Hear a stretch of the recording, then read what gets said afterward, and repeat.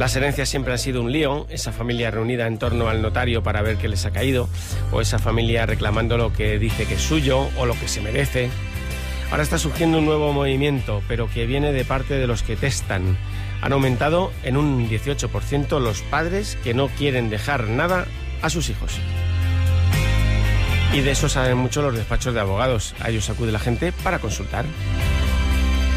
Celestino Fernández, abogado de Legalitas. Buenas tardes. Muy buenas tardes. Bueno, según parece, esta noticia viene de una sentencia del año pasado, ¿no?, del Tribunal Supremo. Sí, correcto. ¿Qué pasó ahí? Efectivamente, a ver, lo que viene a introducir una cierta novedad en nuestro sistema. Bueno, como sabemos, partimos de que nuestro régimen general, que viene regulado por el Código Civil, establece la prohibición o la imposibilidad de desheredar a los herederos forzosos. Hay determinados parientes que la ley considera herederos forzosos, o sea que necesariamente tienen que recibir algo por herencia, a los que el testador no puede desheredar si no concurre ninguna de las causas que vienen establecidas de forma tasada en el Código Civil. Que esas condiciones prácticamente hay que matar al padre para que no te deje herencia. Prácticamente. Bueno, prácticamente bastaría también con un maltrato de obra, bastaría también con ofensas graves, ¿verdad?, con negarle alimentación y cuidados. Que viene a ser lo mismo que estoy diciendo de matar al padre. Prácticamente, ¿verdad?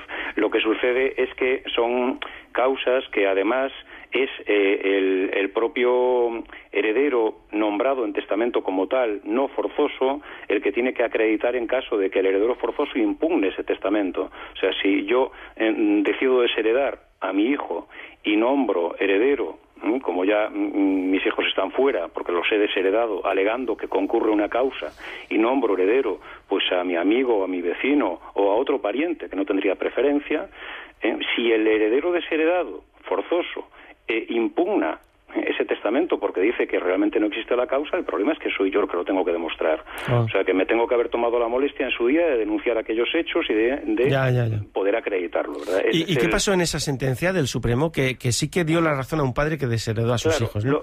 Simplemente que lo que antes se venía entendiendo como que el simple desapego, es decir, el simple desentendimiento del hijo, el típico hijo que se iba de la casa y estaba 15 o 20 años, que no se preocupaba de sus padres, ni siquiera los llamaba por teléfono, no se ocupaba en absoluto de si tenían o no tenían necesidades, después de haber ellos estado recibiendo todo lo que es la formación, la alimentación, etcétera, cuando son adultos se desentienden. Esa situación de desapego de los hijos nunca se consideró porque no venía así tasada en el Código Civil como causa de desheredación.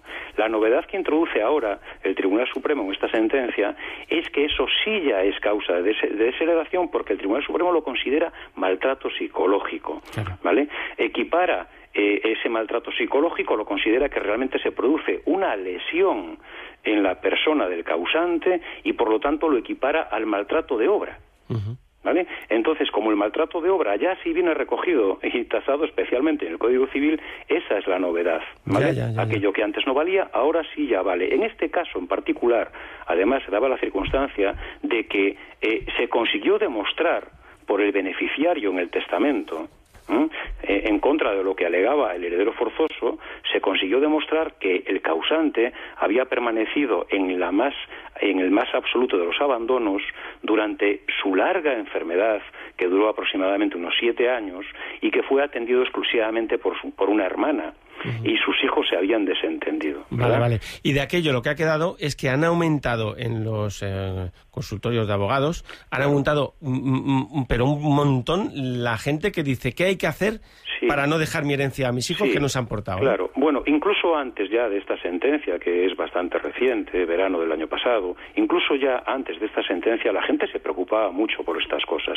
Es bueno que la gente se preocupe, llame y se asesore sobre cómo puede disponer sobre sus bienes para después de su fallecimiento, porque al padre le preocupa que los hijos no se peleen, no discutan por los bienes, ¿vale? Y eso es un motivo de preocupación que debe ser resuelto a través del oportuno asesoramiento antes de hacer el testamento, ¿vale? Entonces, los padres generalmente ya antes de esto preguntaban porque a veces se veían abandonados por sus hijos y decían, ¿cómo puedo hacer? ¿Cómo puedo hacer? La respuesta siempre era la misma. Si usted no ha sido maltratado, si usted no incurre en ninguna de las causas, lamentablemente tenemos que informarle que usted una buena parte de sus bienes van a ir a sus hijos, por mucho que le hayan no maltratado, pero sí olvidado de alguna manera, ¿verdad? Después, lógicamente, siempre viene el consejo, decir, bueno, pues si por lo menos usted que sepa que no lo puede desheredar, pero que sepa usted que por lo menos puede ir al notario, ¿vale?, hacer un testamento para proteger a su cónyuge, porque ese suele ser el principal problema, ¿verdad? Yo tengo a mi cónyuge, uno de los dos vamos a fallecer, ¿qué pasa con el otro cuando se tiene que enfrentar a las pretensiones de los hijos, a lo mejor de hijos ciertamente descastados, ¿no?, de hijos que solo tienen en cuenta la parte material, ¿vale? Y entonces nos encontramos muchas veces como una especie de, bueno, pues de rapiña de los hijos respecto del cónyuge viudo, que queda bastante desprotegido, a no ser que el otro haya tomado la prevención de otorgar un testamento y protegerlo en ese testamento y reducir a los hijos por lo menos a la legítima estricta, que es lo que la ley por mínimo establece, ¿vale? Hasta ahora, los asuntos de herencias, lo que más se consultaba, porque ahora aparece con fuerza esta nueva modalidad, lo que hasta ahora más se consultaba, según tengo entendido, era la petición de ese hijo que sí que ha estado cuidando a los padres, o ha estado al frente, o ha cumplido como hijo con los padres, frente al que nunca había estado, ¿no? Sí. A ese que se fue un día y no fue pródigo, no volvió, nada más que al día de la muerte para ver que había caído, ¿no? Claro. Eso es cierto, y si el causante no había tomado la precaución que yo explicaba antes de ir al notario y hacer el testamento oportuno, beneficiando al hijo que lo cuida, beneficiando al hijo que lo cuida, pues entonces al final el otro va a recibir lo mismo. Si no ha tomado la prevención de hacer testamento, ambos van a recibir lo mismo.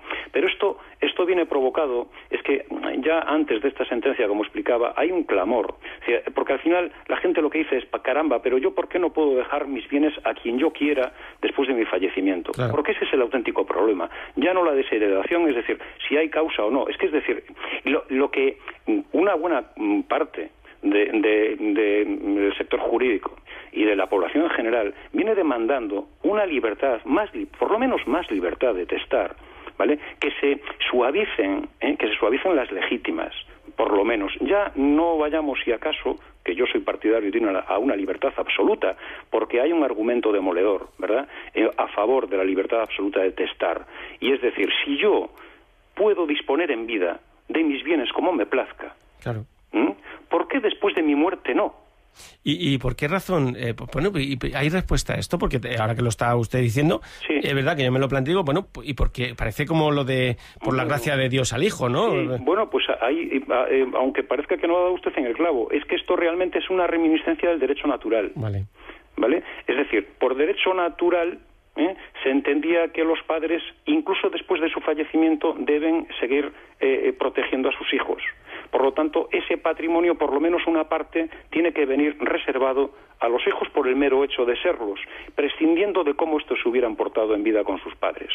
Eso es una reminiscencia del derecho natural que, lógicamente, abordó el derecho constitucional primero y el codificado después, y nosotros por tradición jurídica, y es cierto también que la mayor parte de nuestro entorno, de los países de nuestro entorno jurídico, excepto los países anglosajones, en este caso Inglaterra y Estados Unidos, que tampoco es que tengan una libertad absoluta de testar, pero prácticamente sí.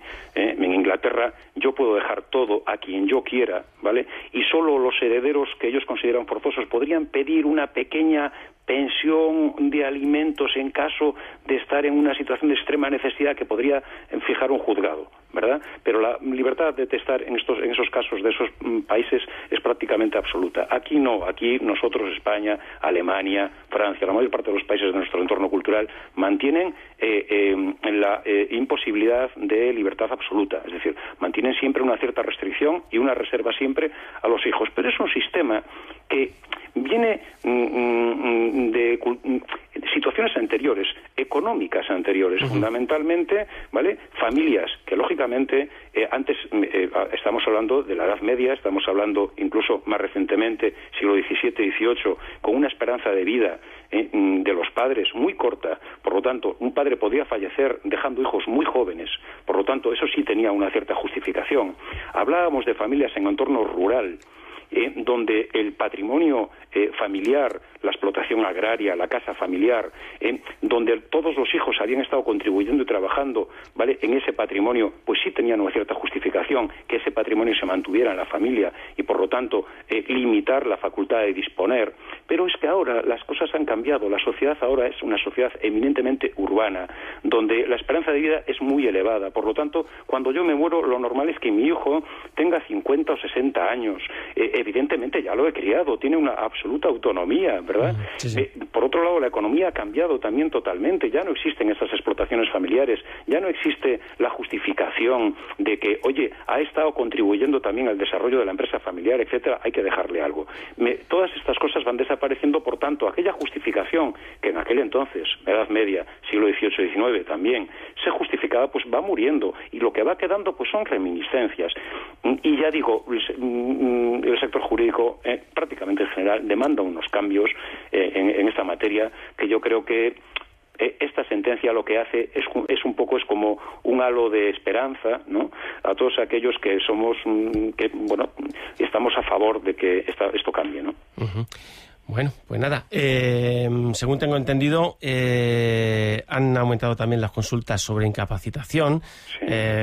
Pues eso, para evitar que la persona que vive con el familiar haga lo que quiera con el dinero y sus propiedades. Sí. Han subido también las consultas para heredar de parientes lejanos, cosa que o sea, la gente está buscando parientes lejanos para ver si puede caer algo. Se reclama mucho más a la administración por accidentes en la calle o por negligencias médicas. Correcto. La crisis se está notando mucho en los despachos de abogados, es decir, la gente busca dinero también en los despachos de abogados. Cosas que antes preocupaban poco, por ejemplo, ahora incluso desde un tiempo a esta parte es frecuente la llamada típica de oye, yo ¿cómo puedo saber si mis padres hicieron testamento? Eso denota, ¿no?, que yo me estoy preocupando. Para ir sabiendo, ¿no?, por dónde. Eso denota dos cosas. Primero, hay que cambiar el sistema de lo que hablábamos antes, ¿no? Decir, oye, ¿y a ti qué te importa si tus padres han hecho testamento? Al final están disponiendo de lo suyo, claro, ¿no? Pero la preocupación es decir, ¿puedo saber si han hecho? Evidentemente no lo puede saber, ¿no? Tiene que esperar a que fallezca. Pero eso denota mucha preocupación. Y luego, pues, evidentemente, la coyuntura económica de crisis genera que donde yo antes a lo mejor no me tomaba la molestia por formular una reclamación, donde yo antes no me tomaba la molestia de si me había rebajado un poco mi salario, promover una demanda de modificación de medidas para que el juez me autorice también a pagar menos de pensión alimenticia, ¿vale? Uh-huh. Ahora, evidentemente, cada euro cuenta. Sí, sí. Y a pesar de, bueno, de que pues desde el gobierno en su momento, a través del Ministerio de Justicia, el acceso a la justicia cada vez se nos pone más complicado. Lo digo por el tema de la ley de tasas, ¿vale? Donde ahora cada vez que yo quiero demandar, ya sabemos que además tengo que pagar la tasa correspondiente.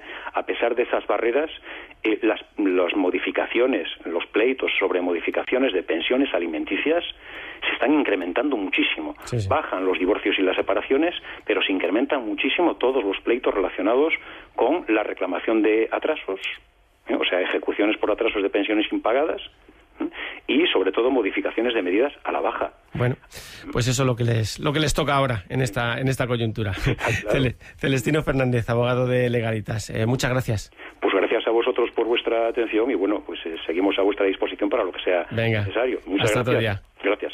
Hasta otro día.